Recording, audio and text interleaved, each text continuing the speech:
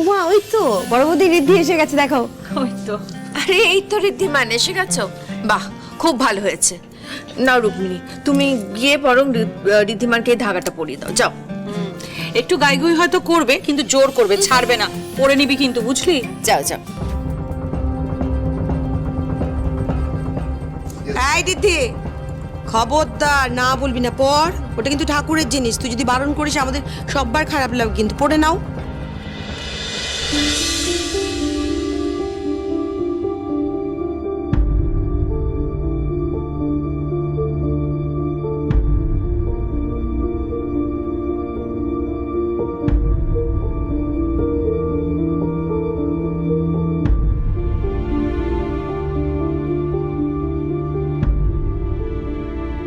ও বড় বৌদি, এবার আমরা গৃহপ্রবেশের ব্যবস্থাটা করে নি, চলো। চল। আমি বলছিলাম কি, আসলে এখানে তো আমার নিজের বলতে কেউই নেই, আর বিয়েটাও এই বাড়ি থেকেই হলো। তাই ভাবছিলাম এই বাড়িতে নতুন জীবন শুরু করার আগে একবার যদি জগদ্ধাত্রী মায়ের আশীর্বাদ নিয়ে আসা যায়।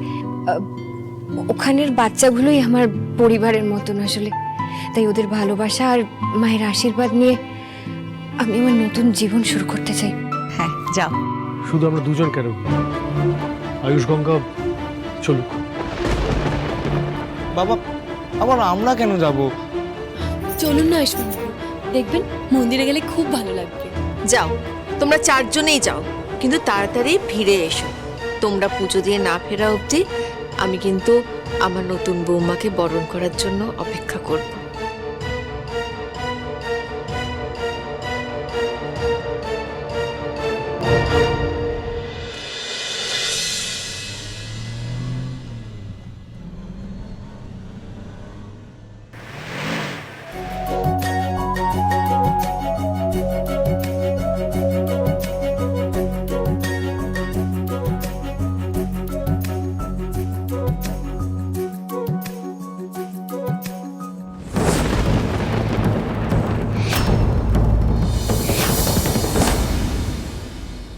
খুড়ি, আমি জানি তুমি আমার ঋদ্ধির সাথে না থেকেও তুমি ঋদ্ধির সাথে আছো।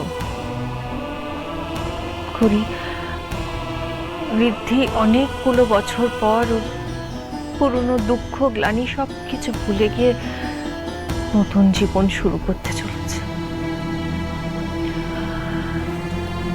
আজ আমার ভারী আনন্দের দিন।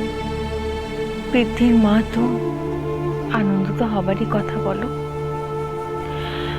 কিন্তু জানো তো খুড়ি, ঈশ্বরের ওপর যেমন আমার বিশ্বাস, ঠিক তেমনি তোমার ওপরও কিন্তু আমার অগাধ বিশ্বাস।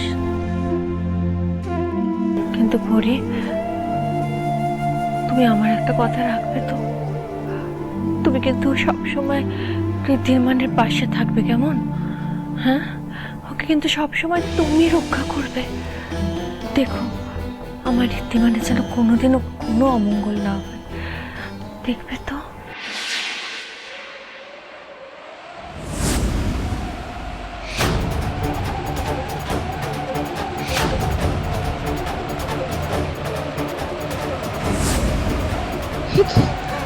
এটা নেভে গেল কি করে?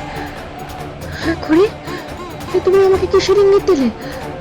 তবে কি কোনো অশুভ কিছু হতে চলেছে? না না, আমার ঋদ্ধির যেন কোনো ক্ষতি না হয়। তুমি ওকে দেখো খুড়ি, তুমি ওকে দেখো।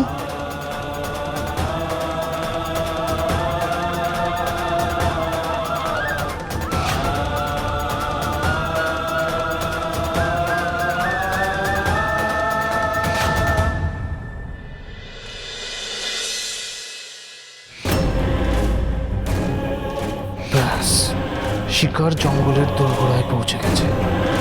এবার তো the one and only Riddhiman Singha রায়ের ভবলীলা সাঙ্গ হবে।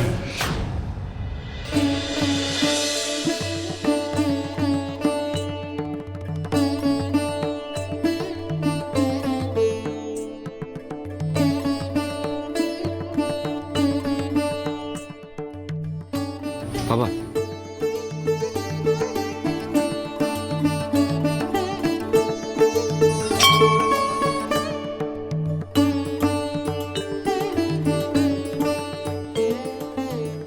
ম্যাম আপনিও ভিতরে চলুন।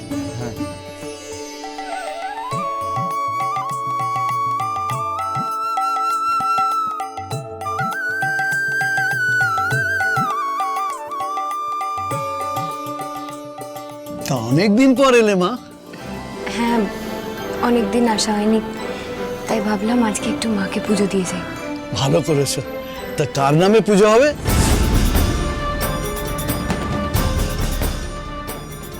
ঋদ্ধিমান সিংহরের নামে।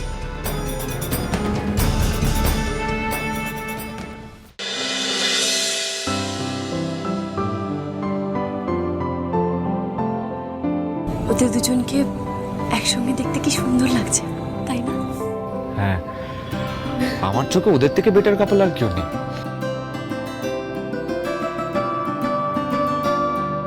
আমাদেরও একসাথে দেখতে ভালো লাগে। কি কি কি বললেন আপনি? কি বললাম আমি?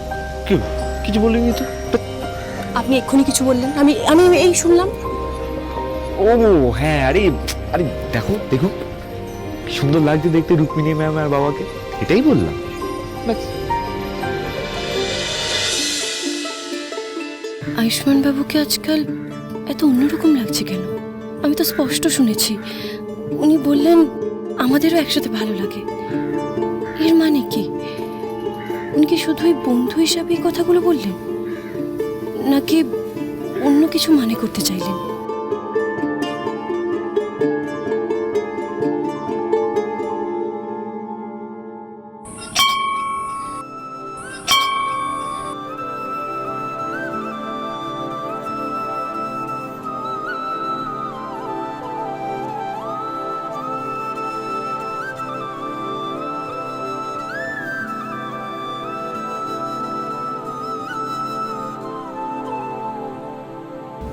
দেখে মনে হচ্ছে নতুন বিয়ে হয়েছে।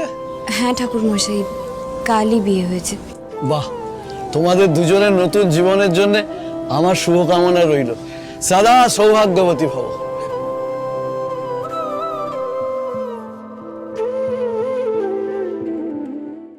এই নাও, এই সিঁদুরটা তোমার স্ত্রীর স্মৃতিতে ভরে দাও তো দেখি।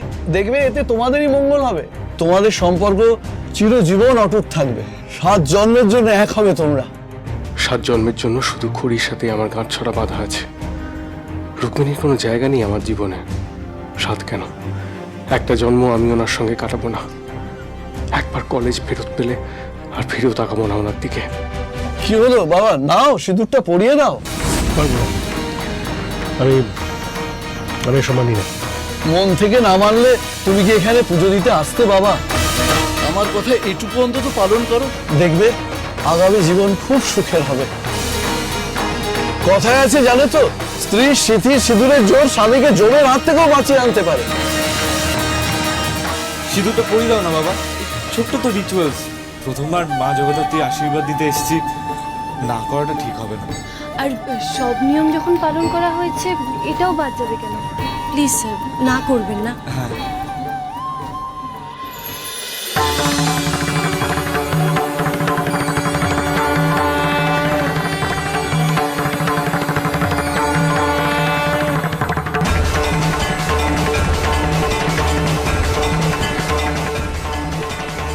আমি জানি না আমার এই সিঁদুরের জোর কতখানি, তবে আমি মনে প্রাণে চাই ঠাকুর মশাইয়ের কথা যেন সত্যি হয়।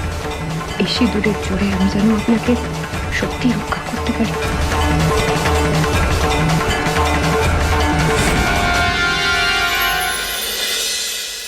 ওদের গাড়ি তো থামছেই না, ওরা দাঁড়াচ্ছে না কেন? আজকে যেভাবেই হোক এই প্ল্যানটাকে আমাকে সাকসেসফুল করতেই হবে।